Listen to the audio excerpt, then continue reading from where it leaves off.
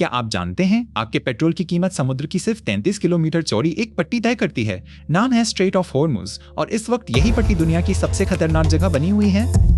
Hormuz Iran और Oman के बीच समुद्र का एक तंग दरवाजा है। खाड़ी देशों का तेल दुनिया तक पहुंचने का यही एक रास्ता है। दुनिया का करीब 20% तेल और 30% खाद इसी रास्ते से गुजरती थी।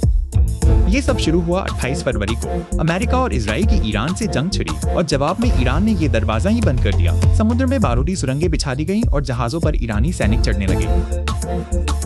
फिर ईरान ने इसे कमाई का जरिया बना लिया। हर गुजरते जहाज से करीब $10 लाख का टोल और तो और जहाजों का बीमा बिटकॉइन में बेचना शुरू कर दिया। समंदर का ये रास्ता अब एक टोल प्लाजा बन चुका था।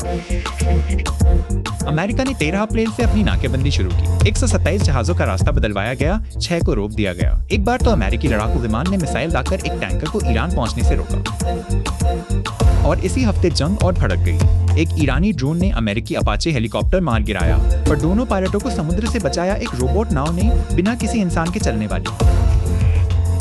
डर का आलम यह है कि जहाज अपने लोकेशन ट्रांसमीटर बंद करके अंधेरे में छुपकर निकल रहे हैं। पूरे अप्रैल में सिर्फ 191 जहाज ये रास्ता पार कर पाए। तेल के जहाज 95% कम हो गए।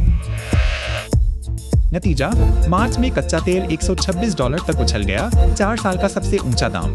अंतर्राष्ट्रीय ऊर्जा एजेंसी ने इसे इतिहास की सबसे बड़ी तेल सप्लाई रुकावट कहा है। पर अब हैरान करने वाली बात, आज तेल उस चोटी से करीब 20% सस्ता है, क्योंकि अमेरिकी नौसेना ने चुपचाप 200 जहाज पार करवा दिए। यूएई की नई पाइपलाइन आधी बन चुकी है और कई देशों ने अपने इमरजेंसी तेल भंडार खोल दिए हैं। लेकिन भारत के लिए असली चोट खाद की है।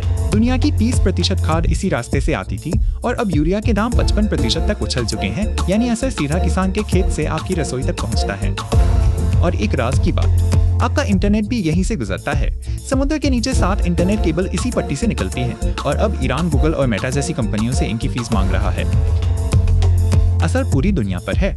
सूडान में राहत का सामान महंगा होकर भुखमरी और बढ़ गई है और अब यमन के जंग में उतरने से खतरा है कि लाल सागर का रास्ता भी बंद हो जाए, यानी एक और दरवाजा।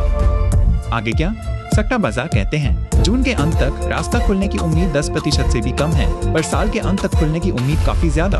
उधर सीरिया खुद को नए जमीनी रास्ते के तौर पर पेश कर रहा है। जानकार मानते हैं कि ये रास्ता पूरी तरह खुलने में 6 महीने और लग सकते हैं। तो सवाल ये है, क्या समुद्र की ये पट्टी पूरी दुनिया को बंधक बना सकती है? अपनी राय कमेंट में बताइए और दुनिया को आसान भाषा में समझने के लिए चैनल को फॉलो कीजिए।